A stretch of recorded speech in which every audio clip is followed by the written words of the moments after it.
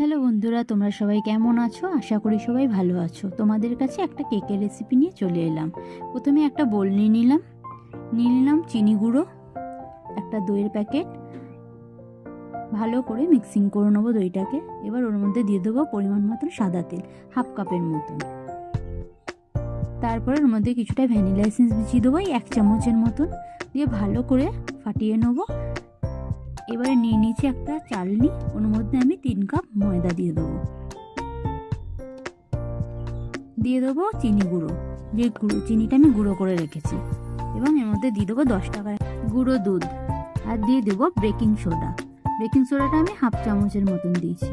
দিয়ে দেবো বেকিং পাউডারটা আমি 1 চামচের মতন দিয়েছি। দিয়ে এবার গুঁড়োকে ভালো করে মিশিয়ে যে দইয়ের মিশ্রণটা তৈরি করেছিলাম সেটার মধ্যে আমি অল্প অল্প করে দিয়ে ভালো করে মিশিয়ে নেব।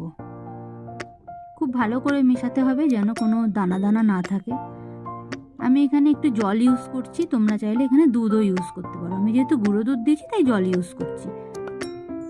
এবারে একটা বাটির মধ্যে কিছুটা তুলে রাখলাম, ওর মধ্যে আমি চকলেট পাউডার মিশিয়ে দিলাম।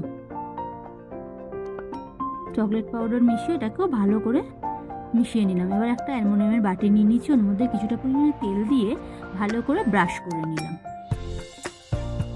এবারে কিছুটা সাদা ব্যাটার দিলাম, কিছুটা দিয়ে দিলাম চকলেট ব্যাটার। এইভাবে আস্তে আস্তে দিয়ে ট্যাপ ট্যাপ করতে হবে। ট্যাপ ট্যাপ করলে তা আস্তে আস্তে ছড়িয়ে যাবে।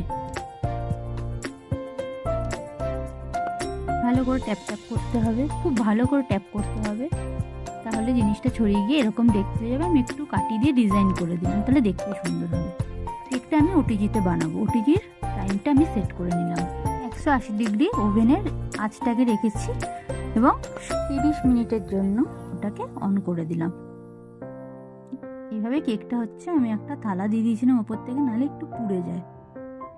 আমাদের কেকটা এবার রেডি হয়ে গেছে। এই দেখো, এরম দেখতে হয়েছে। কেমন হয়েছে অবশ্যই আমাকে জানিও তোমরা। দেখা হবে অন্য কোনো রেসিপি নিয়ে। টাটা।